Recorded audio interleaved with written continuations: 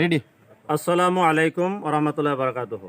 পোনপ্ৰথমে সমগ্ৰ অসমবাসী ৰাইজলৈ পবিত্ৰ ৰমজানুল মুবাৰকৰ শুভেচ্ছা জ্ঞাপন কৰিছোঁ। লগতে সাংবাদিক বন্ধুসকল আমাৰ এই অনুষ্ঠানত অহাৰ কাৰণে, আমাৰ এই মুখ্য কাৰ্যালয়ত অহাৰ কাৰণে ধন্যবাদ জ্ঞাপন কৰিছোঁ। লগতে আজি আমাৰ মুখ্য কাৰ্যালয়ত অসম চুনী মাদ্ৰাছা শিক্ষা পৰিষদৰ মংগলদৈ আমাৰ এই মুখ্য কাৰ্যালয়ত অসমৰ 9টা ইছলামিক সংস্থাৰ বৈঠক অনুষ্ঠিত হয়।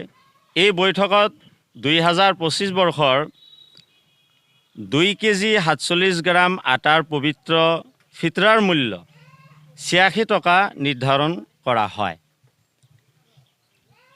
ইয়াৰ উপৰিও কিচমিচ, খেজুৰ, পনীৰ বা জব এইখিনি বস্তু যদি কোনোবা ধনী মানুহে আদায় কৰিব বিচাৰে তেনেহ'লে 4 কেজি 94 গ্ৰাম অৰ্থাৎ 1 চাৰ মূল্য আপোনালোকে আদায় কৰিব। আল্লাহ ৰাব্বুল আলামিন যাতে আমাক সদকাতুল ফিতৰা আদায় কৰিবলৈ তৌফিক দান কৰে। পবিত্ৰ আল কোৰাণৰ এটা হুকুম আছে, আউযু বিল্লাহি মিনাশ শাইতানিৰ ৰাজিম, লান তানানুল বিৰৰা হাত্তা তুনফিকু মিম্মা তুহিব্বুন। অৰ্থাৎ তোমালোকৰ পচন্দনীয়, অতিকৈ পচন্দনীয় দ্ৰব্য আৰু সামগ্ৰী তোমালোকে আল্লাহ ৰাস্তাত ফিছাবিলে তোমালোকে আদায় কৰিবা। গতিকে সেইমতে যদি চোৱা যায় তেনেহ'লে আমি যিটো নিম্ন স্তৰৰ এটা মূল্য নিৰ্ধাৰণ কৰিছোঁ 86 টকা, ইয়াতকৈ ওপৰতো হৈ যাব পাৰে। ধৰক কোনোবাই যদি 90 টকা আদায় কৰিছে, 100 টকা আদায় কৰিছে, সেইটো নিজৰ নিজৰ এলেকা আৰু নিজৰ নিজৰ ঠাইমতে আপোনালোকে আদায় কৰিব পাৰিব। কিন্তু মনত ৰাখিব যাতে 86 টকাৰ তলত নাহে, কাৰণ আমি এই 9টা সংগঠনে আজি পুৱাৰ পৰা দিনজোৰা আমি আলোচনা কৰি কাৰ্যসূচী আৰু প্ৰস্তাৱ গ্ৰহণ কৰিছোঁ যে গোটেই অসমত ইয়াতকৈ তলত নাহে, মানে যিটো গড় হিচাপে আমি মিলাইছোঁ, গড় হিচাপে ইয়াতকৈ তলত নাহে।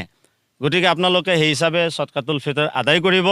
ৰাইজ যাতে বিভ্ৰান্তিত নহয় যে ক'ৰবাত 95 টকা হৈছে, ক'ৰবাত 90 টকা হৈছে, সেইটো মূল্য বজাৰ হিচাপে হৈও যাব পাৰে।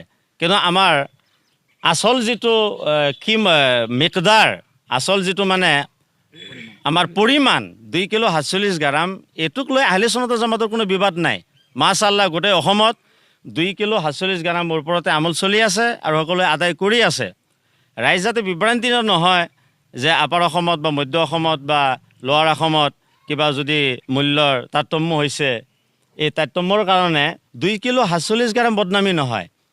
আপোনালোকে সকলোৱে আমি দিয়া এই 2 কিলো 47 গ্ৰামৰ মূল্য 86 টকা যাতে আদায় কৰে।